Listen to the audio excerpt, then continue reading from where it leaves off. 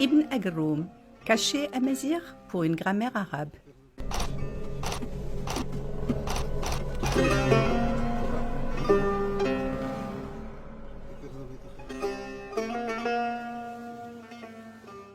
Il est l'auteur d'une œuvre magistrale, référence incontournable en grammaire arabe qui porte son nom, connu en Orient et en Occident sous le nom d'Al-Ajrumiyya. Lui, c'est Ibn Ajrum, ou plus exactement, selon la forme autochtone amazigh, Agrum. Il s'agit là d'une appellation désignant un ascète et un sage, doté parfois de pouvoirs magico-religieux et jouissant en tous les cas du respect et de l'adulation des populations. Le premier à avoir adopté ce titre dans sa famille est son grand-père, Daoud Agrum, en référence à son rang mystique.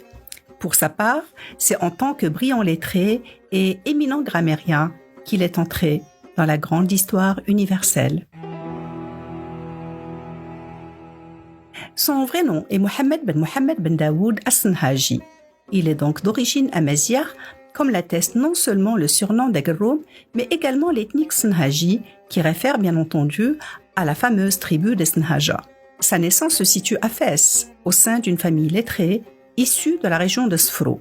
C'était en 672 de l'Hégire, correspondant à l'année 1273 de l'ère commune. Cette date de naissance n'a pas manqué d'être reliée à la mort en Orient de l'auteur du texte rimé dédié à la grammaire appelé Al-Alfiya d'Ibn Malik. Comme si une étoile s'éteignait en Orient pour mieux laisser en scintiller une autre et de poursuivre le flambeau depuis l'Occident le plus lointain. Les récits biographiques décrivent Ibn Agrum comme un pieux lettré, enseignant à la Qarawiyyin, puis à la mosquée Andalus, depuis son retour de la Mecque jusqu'à sa mort en 1323 à Fès, où il est inhumé à Bab al-Hamra. Lors de ce voyage en Orient, en direction des lieux saints, Ben Agrum s'est arrêté au Caire, où il a été le disciple, entre autres éminents cheikhs, du grand linguiste andalou Abu Hayyan al-Gharnati.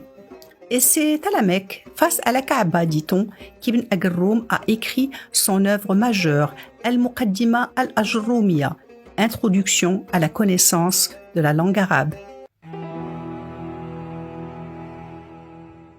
Le long des siècles, Al-Ajrumiyya a été interprété aussi bien au Caire, à Tunis ou à Bagdad, tandis qu'en Europe, l'orientaliste et missionnaire italien Tommaso Obicini lui a consacré un commentaire et une traduction imprimée à Rome en 1631. C'est que, malgré l'importance de cette discipline qu'est la grammaire, l'art d'en transmettre les bases fondamentales n'est pas donné à tous. Et c'est là où on retrouve toute la valeur d'Al-Ajrumiyya. Une œuvre si précieuse qu'elle était mémorisée par les élèves des écoles et universités dans tous les pays arabes avant l'instauration des systèmes coloniaux, qu'elle a inspiré un nombre impressionnant de commentaires à travers les siècles, qu'elle est traduite dans des dizaines de langues, qu'elle fait partie des premiers ouvrages imprimés en langue arabe, et ce, dès 1592 à Rome. Aujourd'hui encore, la Ajrumiyya continue à connaître une large diffusion auprès des enseignants et des débutants, que ce soit via les supports classiques ou via Internet.